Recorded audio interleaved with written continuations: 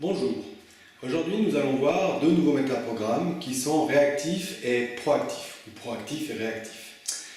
À ne surtout pas confondre avec actif et passif, puisque les deux métaprogrammes, proactif et réactif, sont issus du métaprogramme actif, car que l'on soit dans la proaction ou dans la réaction, dans les deux cas, nous sommes en action.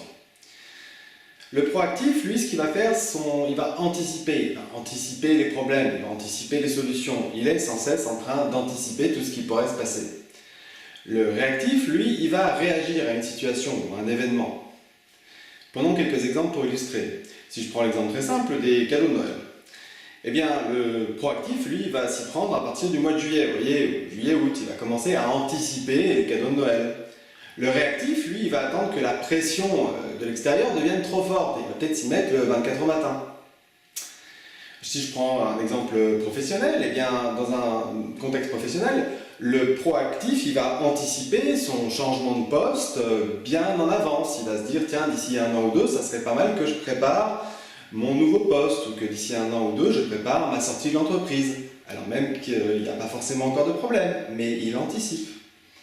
Le réactif, il va plutôt attendre de se sentir mal dans son poste, se dire, voilà, je commence à m'ennuyer, je commence à pas être bien.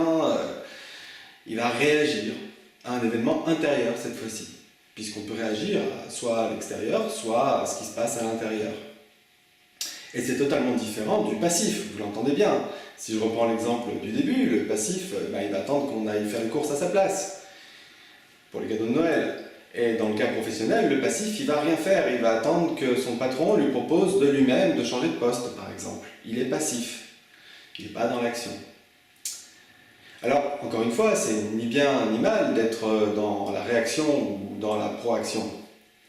C'est juste une question de contexte, comme d'habitude. Si je suis tout le temps en train d'anticiper les problèmes, les solutions, eh bien, je risque de me fatiguer. Si j'anticipe des problèmes, c'est super parce que quand ils arrivent, je suis prêt, mais s'ils n'arrivent pas, j'ai passé de l'énergie pour rien. Si je suis sans cesse en train de le faire.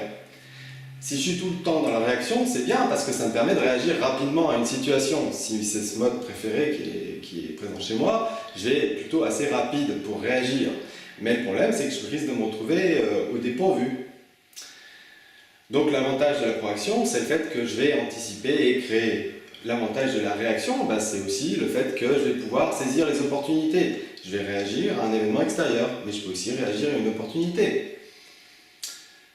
J'espère que cette vidéo vous a plu, et si jamais vous avez des questions ou des interrogations, ou peut-être des demandes de nouvelles vidéos, eh bien à ce moment-là, n'hésitez pas à me le dire, et je réagirai en conséquence.